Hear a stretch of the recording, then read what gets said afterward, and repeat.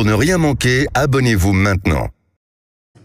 Les vraies voix Sud Radio, c'est le Top Clic. Et la particularité, Félix, de ces émeutes est d'être partagées en temps réel. Les pillages commencent déjà à Strasbourg, écrit Karen Tardy sur Twitter tout à l'heure en partageant ces images d'un grand magasin en train de se faire vandaliser.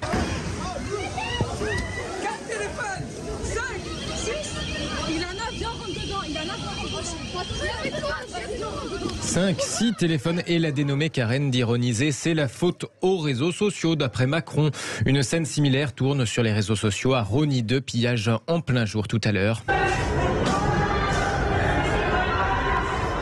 Des vidéos, des incendies, des pillages qui inondent les réseaux sociaux. On en parlait tout à l'heure. Une réunion va même se tenir à 18h30 entre les ministres du numérique et de l'intérieur et les responsables de ces plateformes numériques. Le chef de l'État les accuse de favoriser une certaine forme de mimétisme.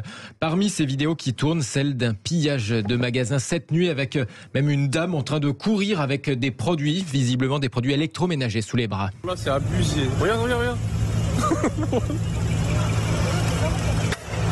Aux personnes qui se demandent ce que font des parents, des minots dehors à 3h du matin, eh bien, ils font leurs courses, écrit un internaute en partageant cette vidéo. D'autres, au contraire, saluent le geste d'autorité impressionnant d'un père qu'on voit traîner son fils de force à la voiture pour le ramener chez lui. Son fils qu'il enferme même dans le coffre de la voiture pour ne pas qu'il ressorte. Autre vidéo très partagée, la supplique de cette mère en train de regarder des émeutiers qui attaquent une école en pleine nuit.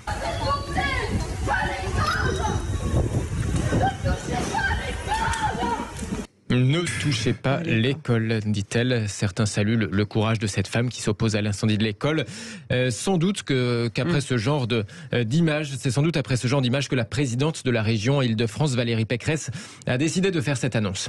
Des parents d'élèves en pleurs, eh bien nous ne laisserons pas faire. Nous ne laisserons pas des voyous s'attaquer au symbole de la République. La République est partout chez elle, elle le restera. C'est pour cela que la région va dégager dès la semaine prochaine un budget exceptionnel de 20 millions d'euros pour venir en aide aux maires et pour reconstruire. Nous reconstruirons et nous ne céderons pas d'un pouce à la violence. 20 millions d'euros de la région Île-de-France. Alors certains internautes tout de même s'agacent de cette annonce qui, selon eux, arrive trop tôt sur le mode du contribuable agacé. Ils reprochent à la région de dégainer de l'argent public alors même qu'on est encore en pleine tension.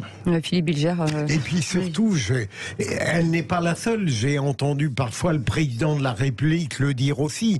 Et cette phrase, nous ne céderons pas d'un pouce, elle est grotesque. Alors que l'État ne cesse de céder.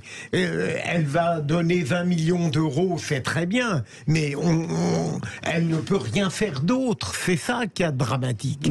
Nadia. Non, c'est pas une question de ne pas céder. Je pense qu'effectivement, c'est un peu trop tôt de chiffrer les dégâts et de dégager des budgets. Vous savez, on a eu un comité interministériel de la ville ce matin qui s'est tenu et présidé par la première ministre. Il devait normalement y avoir des annonces pour les quartiers. Ça a été suspendu parce que l'heure n'est pas aux annonces.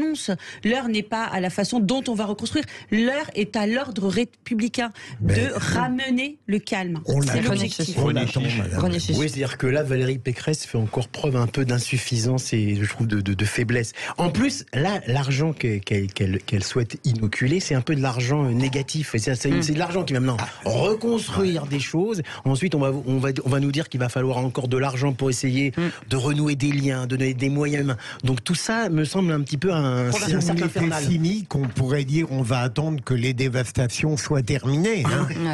On fera le compte après. Je pense que les gens ont plus besoin de sécurité en ce moment que d'argent.